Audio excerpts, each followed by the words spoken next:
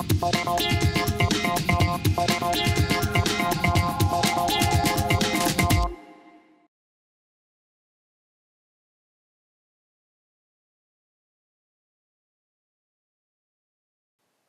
compris que j'étais vieux le jour où je me suis trouvé dans la vitrine d'un antiquaire. J'ai été fabriqué en Allemagne. Mes tout premiers souvenirs sont assez douloureux. J'étais dans un atelier et l'on me cousait les bras et les jambes pour m'assembler. Quand mes yeux furent cousus, à leur tour, j'eus mon premier aperçu d'être un humain. Une femme souriante me tenait dans ses mains. Elle disait « Regardez-moi celui-là, s'il n'est pas mignon ». Puis je fus emballé et mis dans une boîte.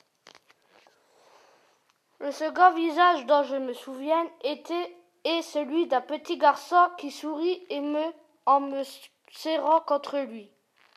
Je compris ensuite que ce garçon s'appelait David, que c'était son anniversaire et que j'étais son cadeau. Oscar, le meilleur ami de David, habitait sur le même palier. Ils passaient la plupart de leur temps ensemble à jouer et à échanger des histoires et des blagues. Ils me baptisèrent Otto. Un jour, ils se mirent en tête de m'apprendre à écrire.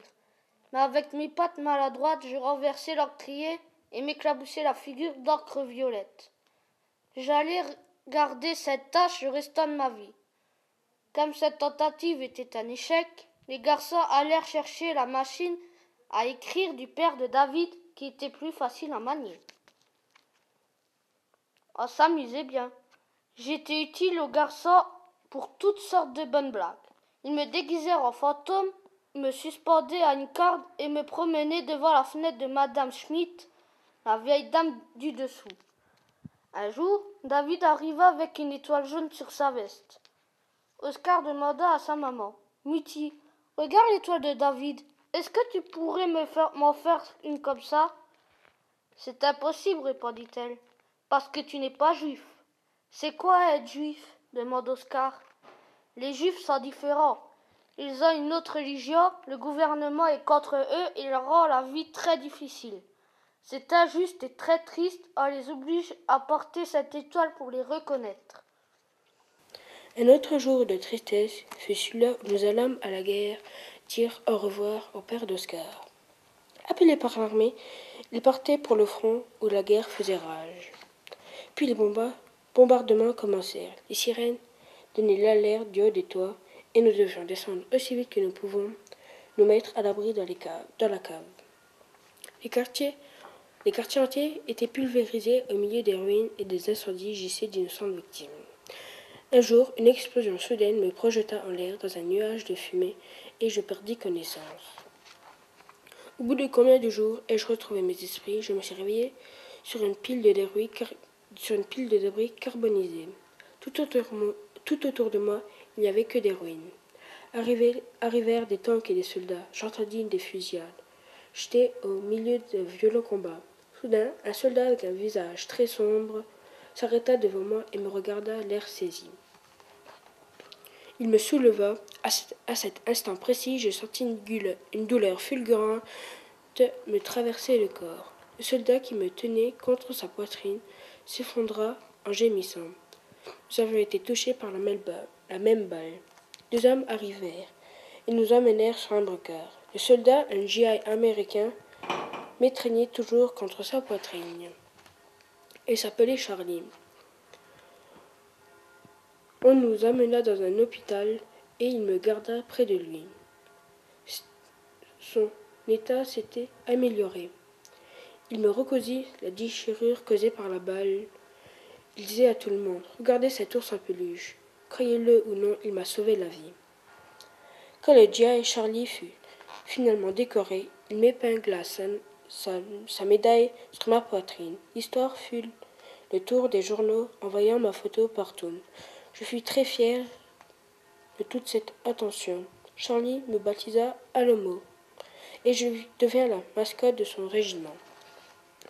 Quand la guerre fut finie, Charlie rentra chez lui en Amérique. J'avais alors appris assez l'anglais pour comprendre ce qui s'est passé autour de moi.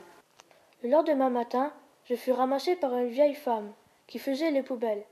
Elle me mit dans une poussette bancale, pleine de vieilles loques et de bouteilles vides.